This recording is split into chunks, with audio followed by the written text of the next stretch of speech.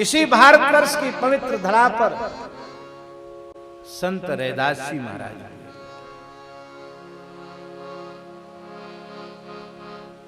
हम आपसे पूछते हैं,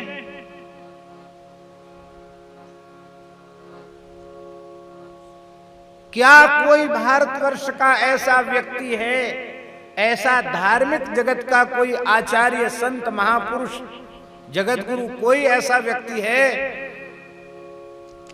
जिसके चित्त में रैदास जी के प्रति श्रद्धा न हो, रैदास जी के प्रति प्रेम न हो, उनके चर्मकार कुल में उत्पन्न होने से कोई उनके प्रति द्वेष या घृणा की बुद्धि रखता हो? ऐसा कोई भारतवर्ष में है? यदि ऐसा कोई है तो उसे हिंदू कहलाने का अधिकार नहीं है, उसे सनातन धर्मी कहलाने का अधिकार नहीं है। क्यों भेद नहीं है? इसलिए नहीं है क्योंकि चर्मकार कुल में उत्पन्न होने के बाद भी रैदास जी परम भक्त हैं।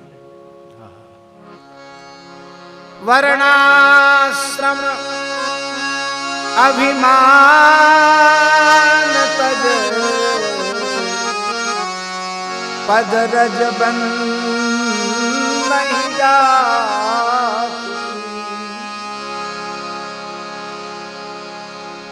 संदेह ग्रंथि खंडन निपुण, वाणी विमल रैदास की। संदेह ग्रंथि खंडन निपुण, वाणी विमल रैदास। वो रैदास जी महाराज, जिन रैदास जी के प्रभाव को उस काल में काशी नरेश ने भी स्वीकार किया।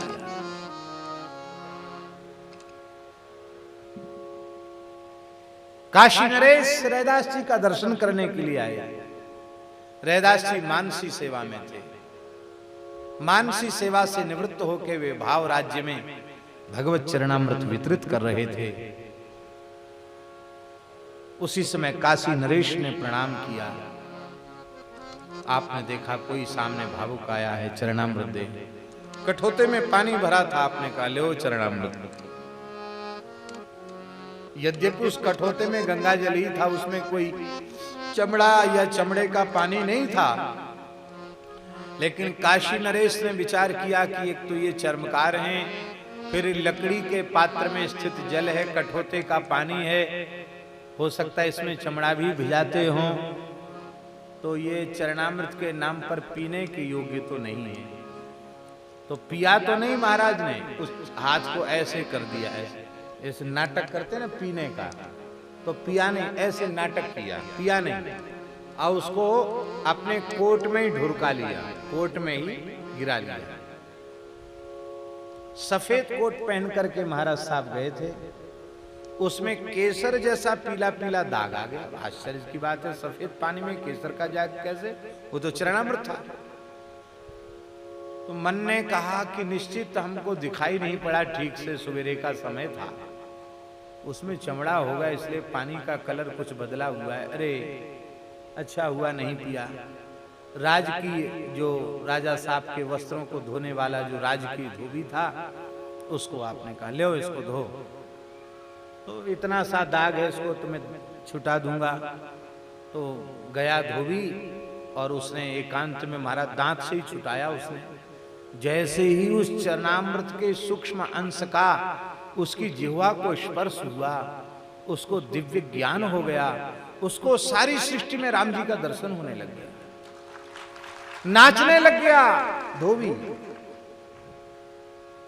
धोबी नाई बोले महाराज क्या कर दिया आपने, हमारा पति तो कीर्तन करता है, नाचता है, रोता है, गाता है, कभी हंसता है, उसको तुम मुझ में भी भगवान दिखाई पड़ते, सब में भगवान दिखाई पड़ते। महाराज ने धोबी को बुलाया, बोले महाराज इस समय मुझे रघुनाथ जी को छोड़ के दूसरा कुछ नहीं दिखाई पड़ता। अरे मैं चूक गया, संत रैदास की कृपा से। राजा साहब फिर गए, महाराज चरणामृत दीजिए।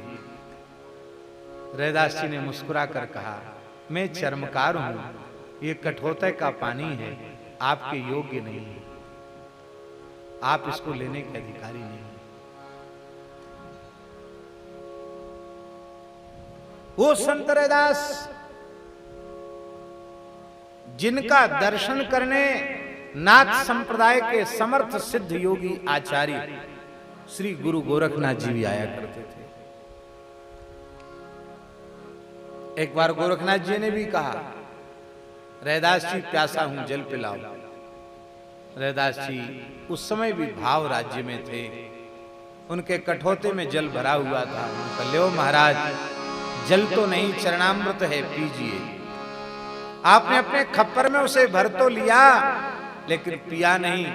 उस खप्पर को लेकर कबीरदास जी के यहां चले गए। सत्संग होने लग गया। कबीर जी की मानस पुत्री थी कमाली। कबीरदास जी के संबंध में कुछ भ्रांतियां हैं, उनको हम थोड़ा मिटा दें। कबीरदास जी को लोग कहते हैं कि वो उनके एक लड़का था, एक लड़की थी। सच्ची बात यह है, कबीरदास जी ऊर्ध्वरेता बाल ब्रह्मचारी थे। विवाह अवश्य हुआ था कबीरदास जी का। कबीरदास जी की गृहिणी का नाम था लोई, लेकिन वे गृहस्थ होते हुए भी महान ब्रह्मचारी थे। अपने संपूर्ण जीवन में उन्होंने सकाम भाव से नारी का स्पर्श नहीं किया। वे इस भारतवर्ष के महान संत, जिनका कहना है जहां जलाई सुंदरी, कबीर जी का दो, जहां जलाई सुंदरी तह जन जाहु कबीर, रज उड़ के माथे परे सूनो करे शरीर। ऐसा वैराग्यवान महापुरुष एक मृत बालक को जीवित कर दिया। उसमें बादशाह ने इस घटना को देखा तो कहा, कमाल है भाई, कमाल। उस बच्चे का नाम कबीरदास जी ने कमाल रख दिया। ऐसी एक गंगा में बहा दी गई थी मृत कन्या, उसे आपने जीवित कर दिया, उसका नाम कमाली हो गया। उनके कोई औरस पुत्र पुत्री नहीं थे।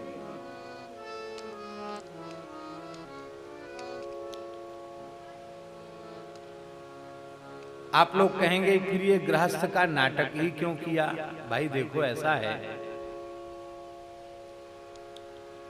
कि जब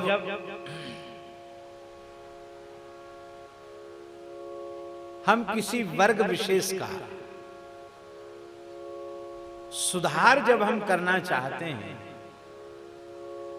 किसी भी वर्ग का, किसी भी समाज का, तो उससे पृथक होकर उसका सुधार नहीं किया जा सकता। उसमें रहकर, उसमें घुल मिलकर उसका सुधार किया जा सकता है। कबीर यदि किसी अलग मठ में विरक्त साधु सन्यासी की रहनी से रहते होते तो सुधार संभव नहीं था। इसलिए घर में रहकर, एक गृहस्थ के परिवेश में रहकर के उन्होंने जो समाज सुधार का काम किया, जो सबके भीतर भक्ति के संस्कार, ज्ञान वैराग्य के संस्कारों को का सृजन करने का जो कार्य किया, वो समाज से दूर रहकर संभव नहीं था। इसलिए कबीरदास जी महान विरक्त होते हुए भी गृहस्थ परिवेश में रहे।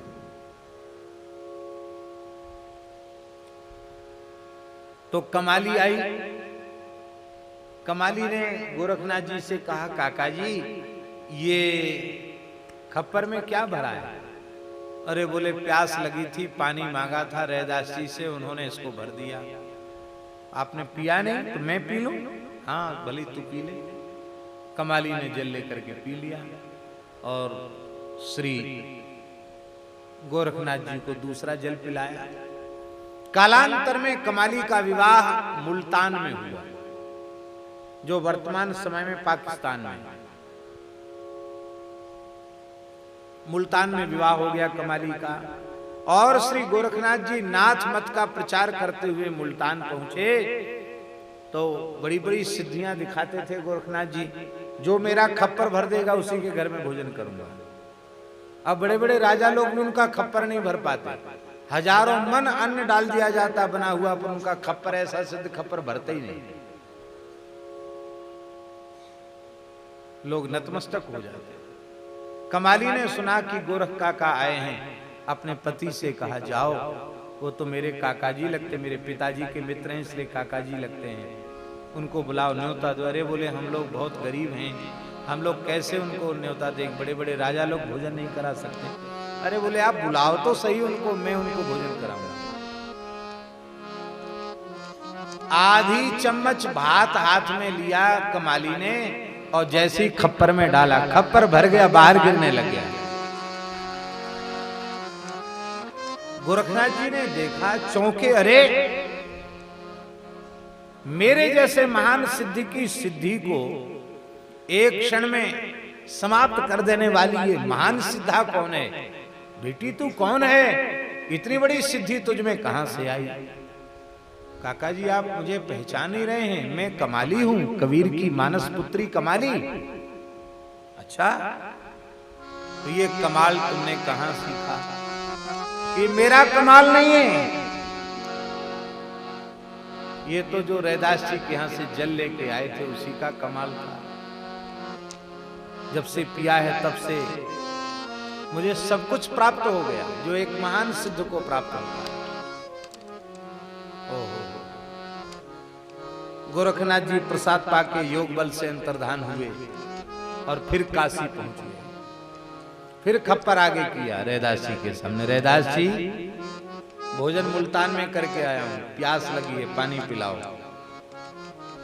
रैदास जी ने कहा, जब प्याते थे तब पिया नहीं, जब प्याते थे तब पिया नहीं, जिन पिया पिया को जान लिया,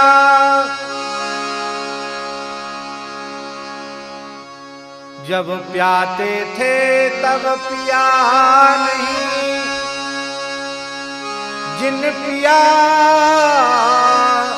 पिया को जान लिया, भूला जोगी फिरे दीवाना, वह पानी मुल्तान गया। जब पिलाते थे तब नहीं पिया, और जिसने पिया उसने प्रीतम को जान लिया। अरे योगी राज, इस भूल में कहां घूम रहे? वो पानी अब यहां नहीं, वो तो मुल्तान चला, वो तो कभी कभी प्रकट होता, वैसा पानी हमेशा थोड़ी आता।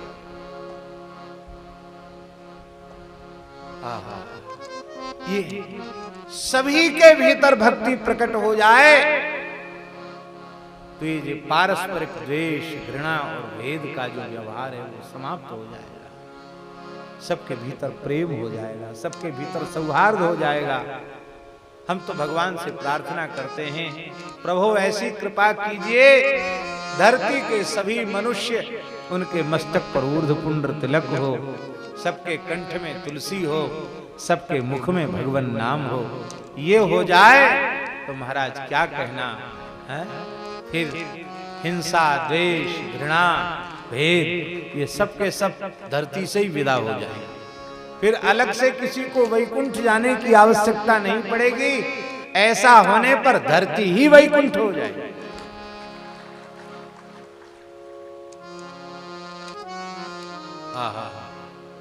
मैं अपनो मन हरिसों जोर्यो, हरिसों जोरी सवन सो तोर्यो, सभी प्रहर तुम्हारी आशा, मन क्रम वचन कहत रैदास। भाई वर्ण धर्म, आश्रम धर्म नित्य सिद्ध अनादि अपौरुषेय वेदों के द्वारा प्रतिष्ठापित है। वो अपने मूल स्वरूप में सुरक्षित रहने ही चाहिए, लेकिन वे अपने मूल रूप में सुरक्षित भी रहे आवें और समाज प्रेम के एक सूत्र में बंधा रहे। द्वेष और घृणा का व्यवहार किसी प्राणी के द्वारा किसी प्राणी के प्रति न हो, ये कैसे संभव है? इसका एक ही उपाय है, सभी जीव भगवत शरणागत हो जाएं, सभी जीव भगवान के भक्त हो जाएं, सभी जीव भक्तमाल की कथा से जुड़ जाएं।